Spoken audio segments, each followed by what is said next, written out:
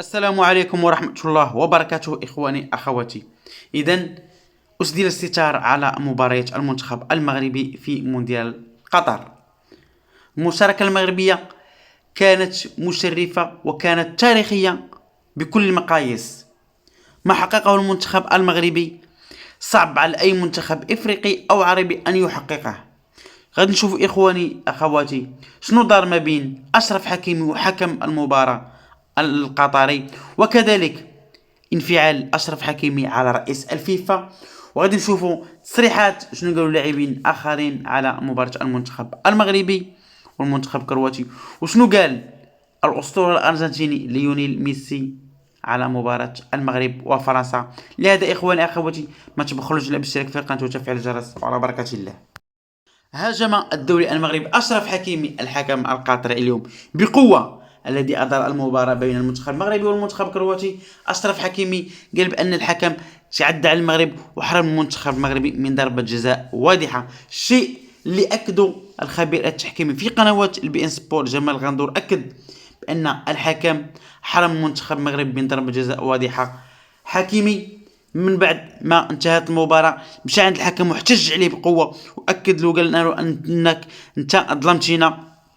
ملي مشى اشرف حكيمي لغرفة تغيير الملابس، كذلك تلاقى مع انفانتينو رئيس الفيفا، واكد له انه ليس من المعقول ان في مباراتين متتاليتين، مباراة فرنسا وهذه المباراة، ان التحكيم كيحرم المنتخب المغربي من الفوز.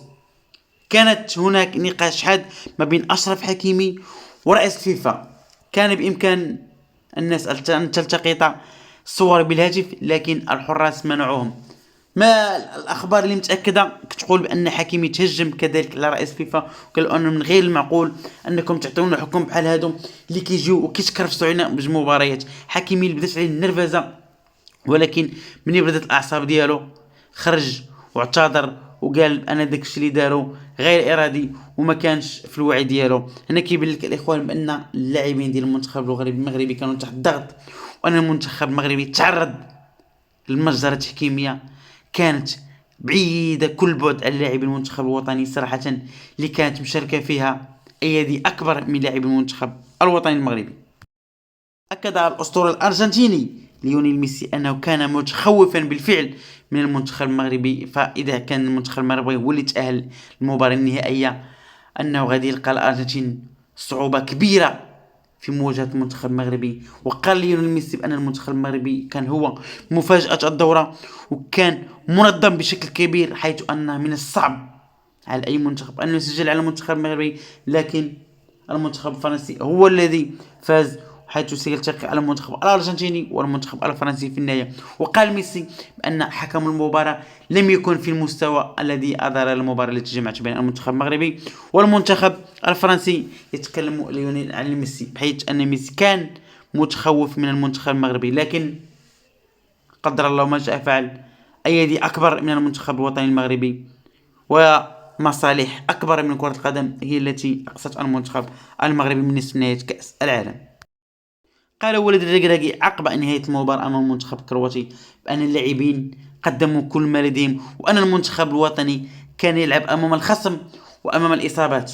وقال بأنه دابا الأمالي كبرت ديال المنتخب وغادي يولي علينا ضغط كبير، لهذا يجب علينا أن ننسى المونديال ونفكر فيما هو قادم، لأن المنتخب الوطني لابد عليه بأنه يفوز بالعرس الإفريقي، لأننا نحن دابا كنمثلوا القارة الإفريقية في المونديال، لكن علينا أولا إلا بغينا نربحوا كأس العالم، فأول حاجة خصنا ندير هو أننا خصنا نربحوا الكأس ديال القارة ديالنا اللي هو كأس إفريقيا. وأكد وليد الركراكي بأن كأس إفريقيا السنة القادمة غادي تكون صعبة، وأن المنتخب الوطني غادي يكون له ضغط كبير بحكم الإنجاز اللي حقه في المونديال قطر، وأن المنتخب الوطني المغرب غادي يدخل باش يفوز بكأس إفريقيا للمنتخب الوطني محروم منها من 1976. وقال هذه فرصة كبيرة لهذا الجيل بأنه كذلك يفرحوا المنتخب الوطني ويهدوا له اللقب الإفريقي الذي غاب عن خزينة المنتخب الوطني لسنين طويلة. شكر اللاعب بدر بانون الله سبحانه وتعالى، وشكر كذلك المدرب ولد الركراكي، وقال والدموع على عينيه. قال أن لولا الركراكي لكانت مسيرته الكروية قد انتهت، وقال بأن هذا السيد هو سببه باش رجعت الكرة. وأنني كنت كنفكر بزاف المرات أنني نعتزل الكرة بسبب المرض اللي كان تصاب به اللاعب بدر بانون في شرايين القلب.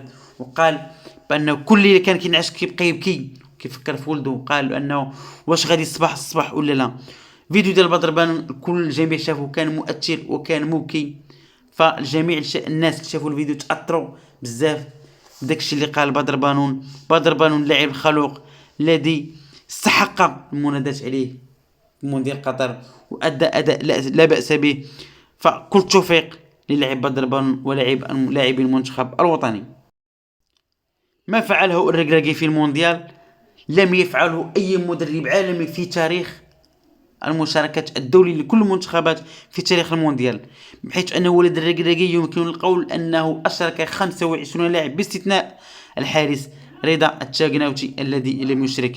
فقد أشرك اللاعب ولد الركراكي جميع اللاعبين، وكل لاعبين دخلوا وأدوا أداء جيد. حتى في مباراة اليوم شاهدنا أن المنتخب الكرواتي دخل بنية أنه يفوز بالمرتبة الثالثة باش يربح الميدالية، لكن ولد الركراكي ودخل لاعبين اول مره كيلعبوا، لا سيما اللاعب الخنوس الذي يعتبر اصغر لاعب مغربي يشارك في المونديال، لاعب ما كيتجاوز 18 عام. لهذا فهذا الشيء اللي دار وليد الركراكي لم يستطع اي مدرب في تاريخ المشاركات العالمي ان يفعله. فكل التوفيق، برافو برافو وليد الركراكي.